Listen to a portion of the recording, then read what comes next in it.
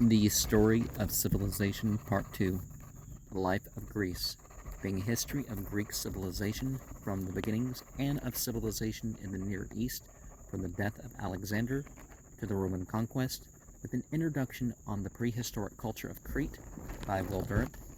Chapter 14. The Art of Periclean Greece. Section 2. The Rise of Painting. 4 stages vaguely divide the history of Greek painting.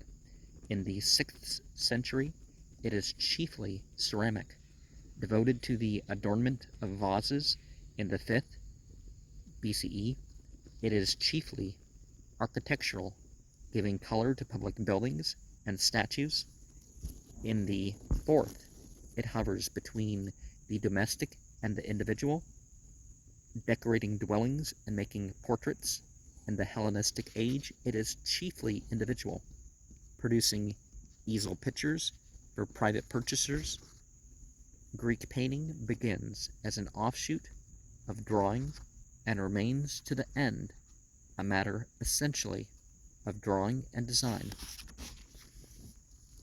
In its development, it uses 3 methods: fresco, or painting upon wet plaster;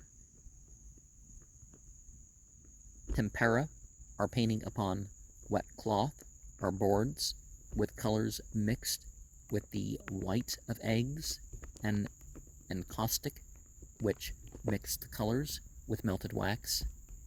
This is as near as antiquity comes to painting in oils.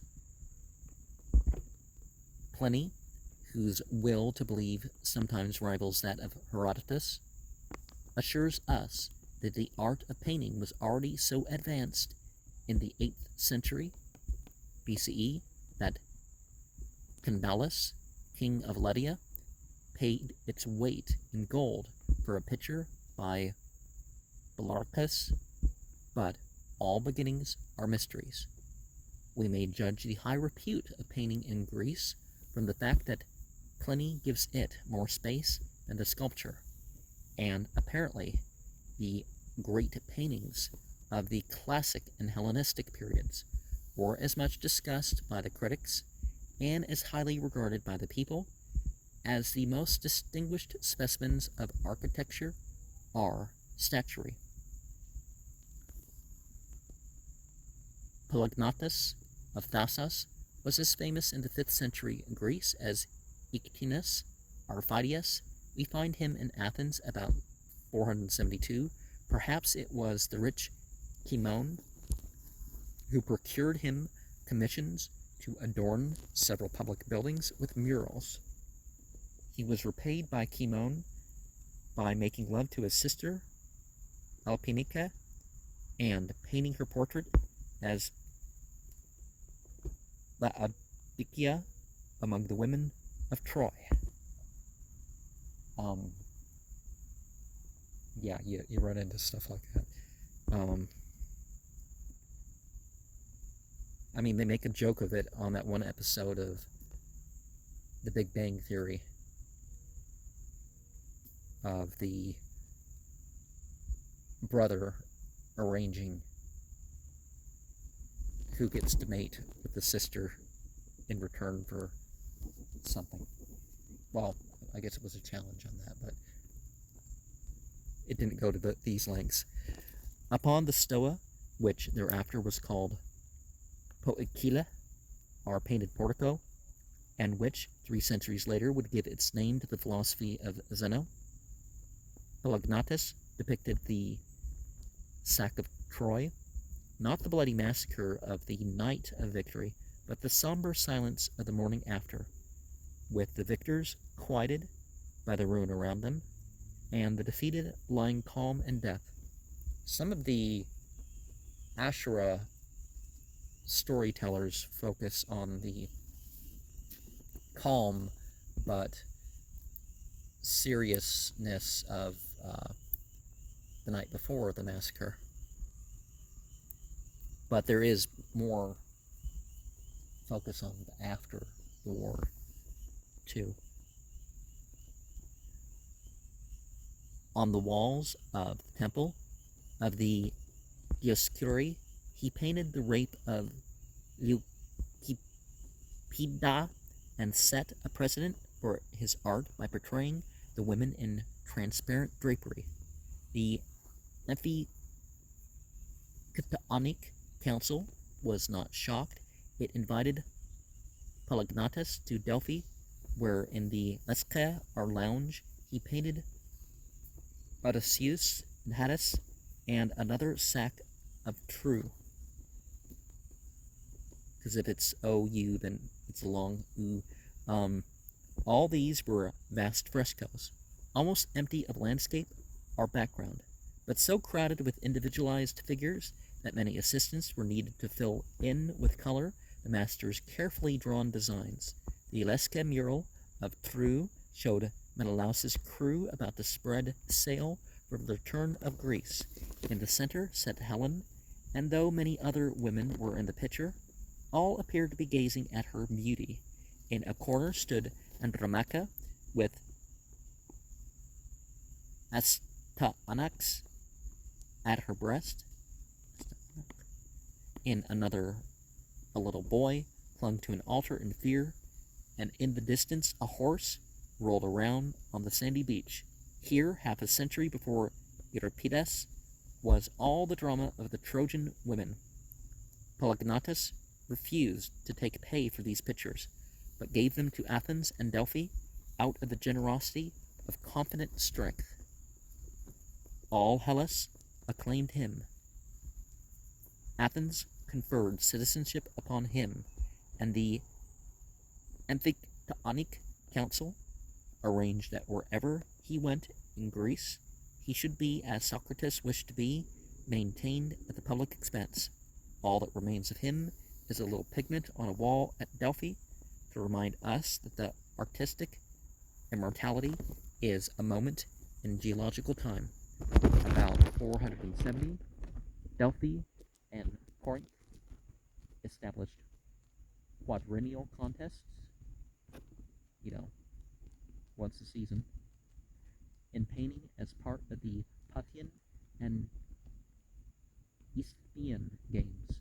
The art was now sufficiently advanced to enable Penaeus, brother or nephew of Phidias, to make recognizable portraits of the Athenian and Persian generals in his battle of Marathon, but it still placed all figures in one plane and made them of one stature. It indicated distance not by a progressive diminution of size and a modeling with light and shade, but by covering more of the lower half of the farther figures with the curves that represented the ground. Towards 440, a vital step forward was taken. Agatharchus, employed by Aeschylus and Sophocles to paint scenery for their plays, perceived the connection between light and shade and distance, and wrote a treatise on perspective as a means of creating theatrical illusion. Anaxagoras and Democritus took up the idea from the scientific angle, and at the end of the century, Apollodorus of Athens won the name of Skiagraphos, or shadow painter, because he made pictures in chiaroscuro, i.e. in light and shade. Hence, Pliny spoke of him as the first to paint objects as they really appeared. You'd be surprised how accurate some of the much more ancient paintings are in some of their details. Greek painters never made full use of these discoveries, just as Solon frowned upon the theatrical art as a deception.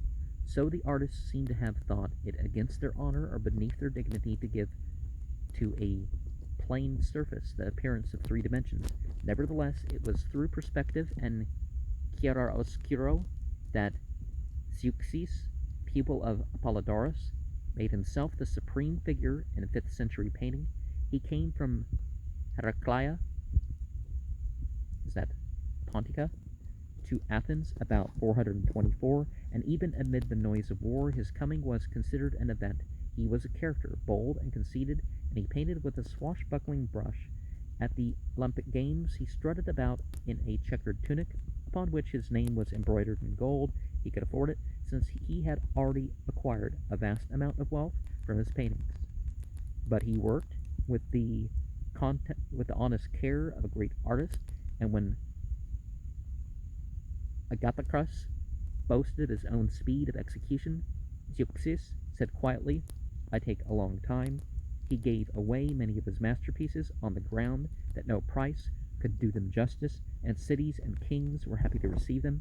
He had only one rival in his generation, Parrhasius of Ephesus, almost as great and quite as vain.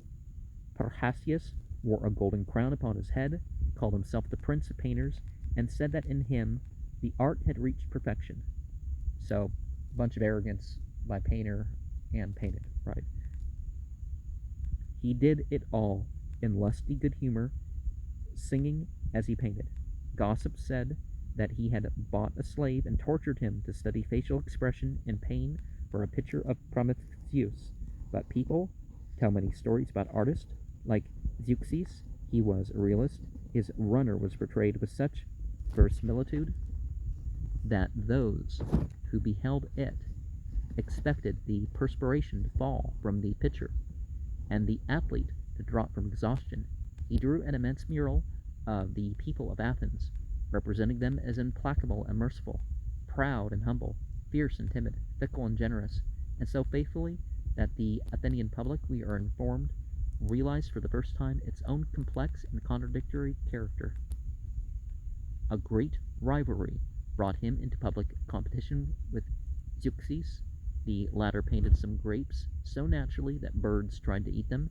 The judges were enthusiastic about the picture, and Zeuxis, confident of victory, bade Parrhasius draw aside the curtain that concealed the Ephesian painting, but the curtain provided to be a part of the picture, and Zeuxis, having himself been deceived, handsomely acknowledged his defeat. Zeuxis suffered no loss of reputation. At Crotona, he agreed to paint Helen for the temple of Lacinian Hera, on condition that the 5 loveliest women of the city should pose in the nude for him, so that he might select from each her fairest feature and combine them all in a second goddess of beauty. Well, a lot of the goddess myths kind of probably came from finding ideals and exaggerating to the point where no human woman could ever live up to it, right? Penelope, too, found a new life under his brush, but he admired more his portrait of an athlete and wrote under it that men would find it easier to criticize him than equal him. All Greece enjoyed his conceit and talked about him as much as of any dramatist, statesman, or general. Only the prize fighters outdid his fame.